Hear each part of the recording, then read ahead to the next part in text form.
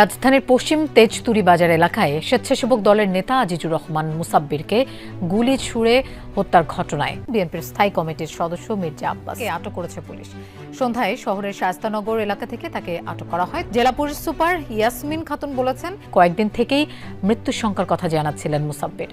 ঢাকা মহানগর উত্তর স্বেচ্ছাসেবক দলের নেতা আজিজুর রহমান মুসাব্বির হত্যায় ভাড়াটে শুটার ব্যবহার করা হয়েছে বলে জানিয়েছেন তদন্ত সংশ্লিষ্টরা।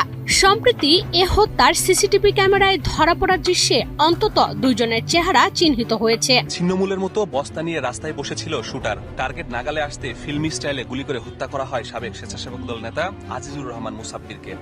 পরিবারের দাবি, রাজনৈতিক কেরিয়ারে অনেকে ঈর্ষা করতেন মুসাব্বিরকে। হত্যার হুমকিও পেয়েছেন বেশ কয়েকবার। তবে নিজের এলাকায় এভাবে খুন হবেন তা কল্পনার বাইরে।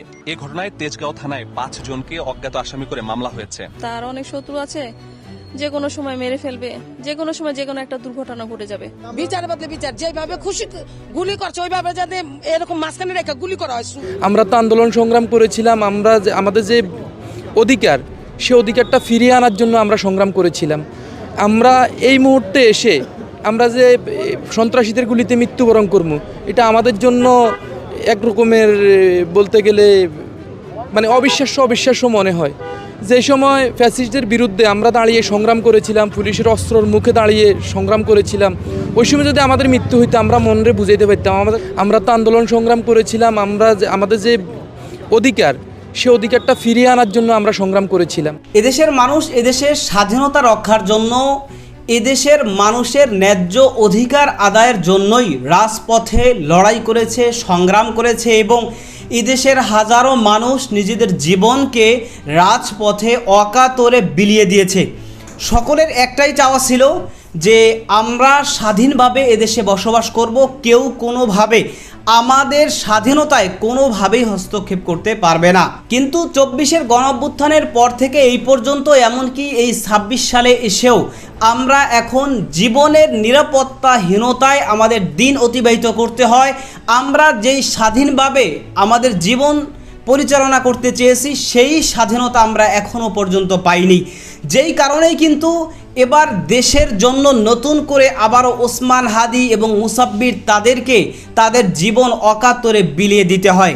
এমনকি এই শহীদ মুসাব্বির, যিনি তার জায়গায় ব্যাপক জনপ্রিয় একজন ব্যক্তি ছিলেন, যেটা কিন্তু অনেকের জন্য পথের কাঁটা হয়ে দাঁড়িয়েছিল। যেই কারণেই কিন্তু এই প্রতিদ্বন্দ্বিতার কারণেই এই মুসাব্বিরকে দুনিয়া থেকে শেষ করে দেওয়া হয়। যদিও এবার সেই জুলাই যোদ্ধা মুসাব্বিরকে দুনিয়া থেকে শেষ করে ফেলানোর যে মূল মাস্টারমাইন্ড বিএনপি নেতা মির্জা আব্বাস, সে হাতে নাতে ধরা পড়েছে। দর্শক, এ বিষয়ের কিছু অংশ ভিডিওর শুরুতে শিরোনাম আপনারা দেখেছেন, বিস্তারিত দেখবেন পুরো ভিডিও জুড়ে। এই বিষয়গুলো দেখার পূর্বে আপনাদের একটা অনুরোধ করব, যারা আমাদের চ্যানেলে নতুন আসছেন চ্যানেলটি সাবস্ক্রাইব করে অল ক্লিক করে বেল আইকনটি চালু করে দিবেন। দর্শক, চলুন আমরা দেখব যে এই যে স্বেচ্ছাসেবক দলের নেতা যে মুসাব্বির, জুলাই যোদ্ধা মুসাব্বিরকে যে দুনিয়া থেকে যে শেষ করে দিয়েছে মূল মাস্টারমাইন্ড, সে যে এবার হাতে নাতে ধরা পড়েছে সেটা আমরা দেখব। সেটা দেখার পূর্বে চলুন প্রথমে আমরা একটু দেখে আসি যে এই বিষয় নিয়ে সেখানে প্রত্যক্ষদর্শী যারা এবং মুসাব্বিরের আত্মীয় স্বজন যারা, রিলেটিভ যারা, তারা মূলত কি বলছে সেটা আমরা প্রথমে কিছু অংশ দেখে ওই বিষয়টা দেখব। ধৈর্য ধরে একটা লাইক দিয়ে ভিডিওটি শেষ পর্যন্ত দেখতে থাকুন।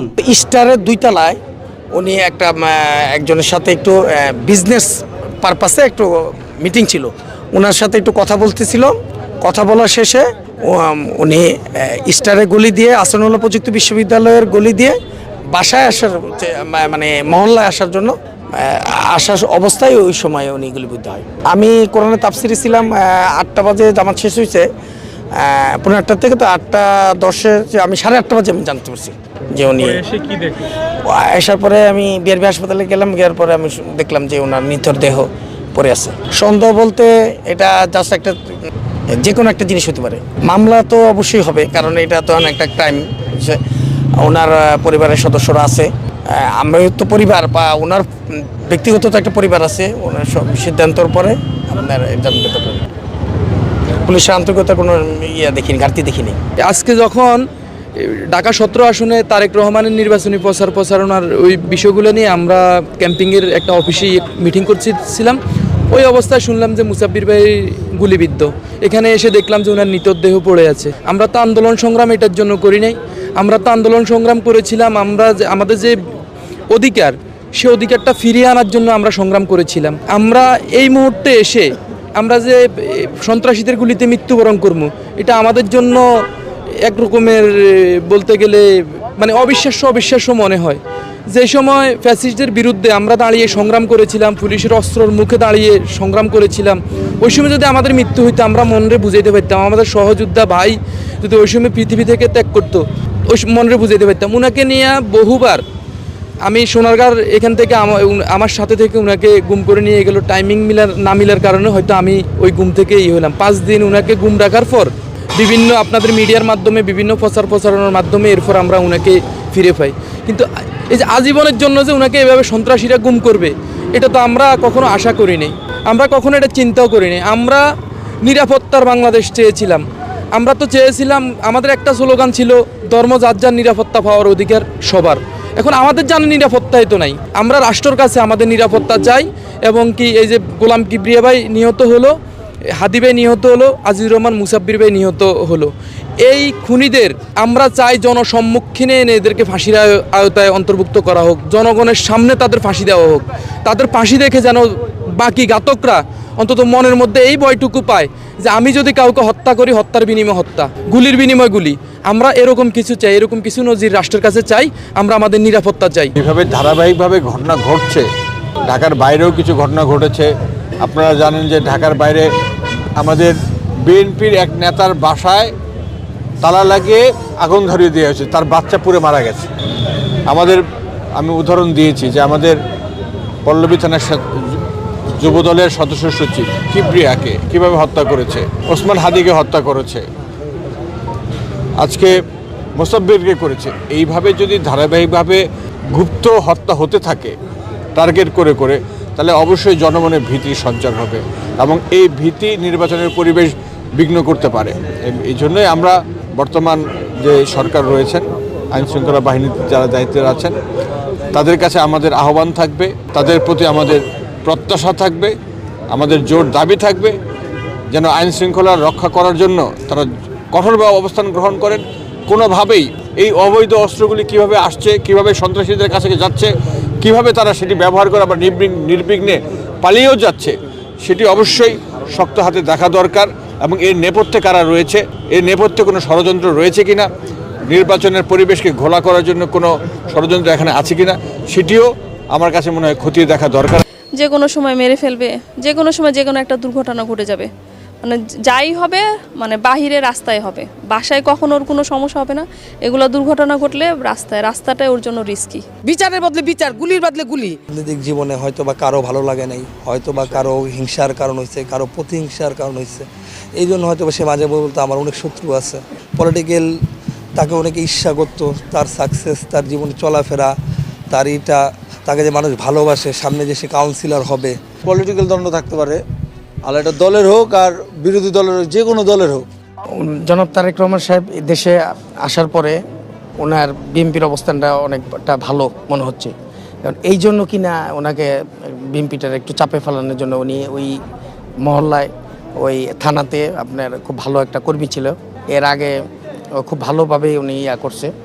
এখন এটাও হতে পারে বা অন্য কোনো কারণ হতে পারে, কিন্তু আমার মনে হচ্ছে যে উনি দলীয়ভাবে অনেক দলকে ভালোবাসে, অনেক দলকে আগে রাখতেছে, এই জন্য হতে পারে দলটাকে একটু চাপে রাখার জন্য। বারিস্টার হোটেলের সামনে ওই গলিতে কে বা কারা তাকে গুলি করছে, এই খবর পেয়ে আমি এখানে আসছি।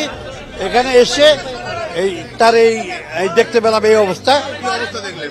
ওর এই যে পেটে 2টা গুলি লাগছে, পেটে ভিতরে, ঠিক আছে। আর টোটাল ঘটনা ওই জায়গায় আছে। আমি এখানে ফোন পেয়ে আমার বাসা যেতে, এখানে সাবেক কমিশনার আমি এলাকার, ও আমার খুব কাছের ছোট ভাই, একসাথে আমরা দল করি, এইটুকুই জানছি।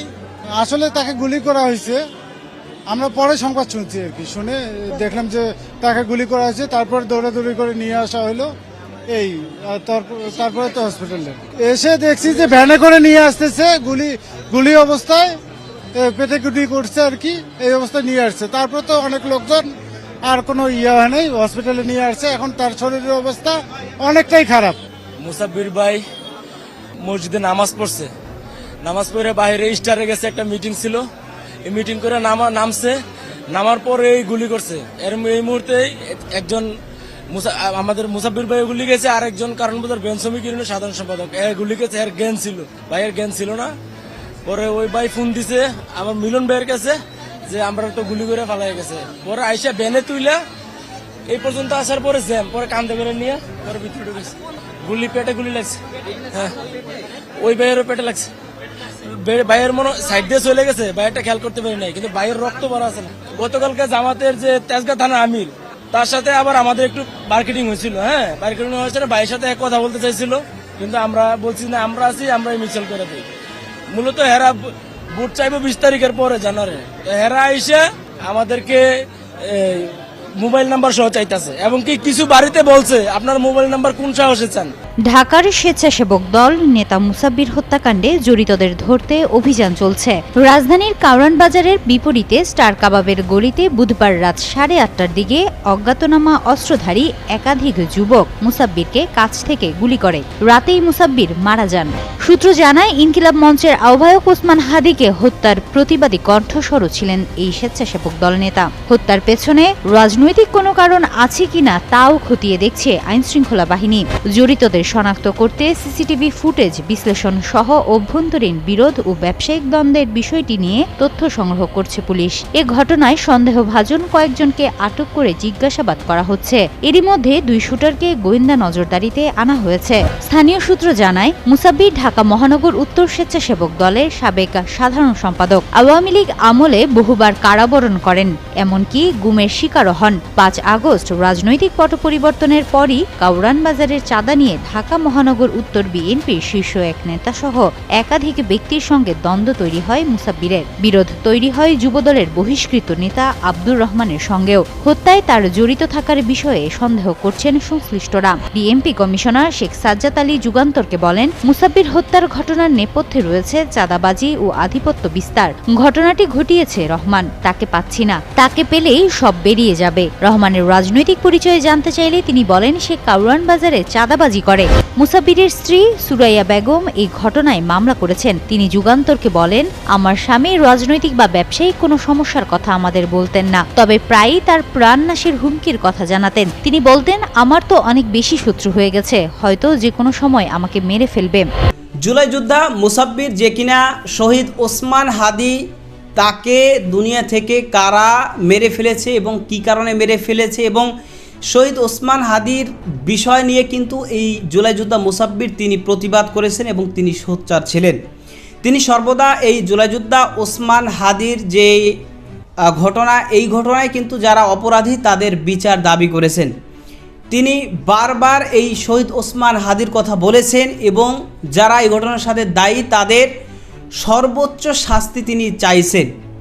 তো এখন এই যে জুলাই যোদ্ধা মুসাব্বির, তাকেও তার জীবন বিলিয়ে দিতে হয়েছে, এবং এই বিষয়টা নিয়ে কিন্তু অনেকেই মনে করছেন যে এই জুলাই যোদ্ধা মুসাব্বির, তার প্রতিদ্বন্দ্বী যারা, তারাই মূলত এই মুসাব্বিরকে দুনিয়া থেকে শেষ করে দিয়েছে। কারণ এক তো এই জুলাই যোদ্ধা মুসাব্বিরের তার জায়গায় খুব জনপ্রিয়তা, এবং পাশাপাশি তাকে বিভিন্ন সময়ে হুমকি ধমকি দেওয়া হয়েছে যে তোমাকে কিন্তু মেরে ফেলানো হবে, তোমার উপর কিন্তু বিপদ আসবে, বিভিন্নভাবে কিন্তু তাকে হুমকি ধমকি দেওয়া হয়েছে, যেটা তার পরিবারের সদস্যরাই কিন্তু জানিয়েছে।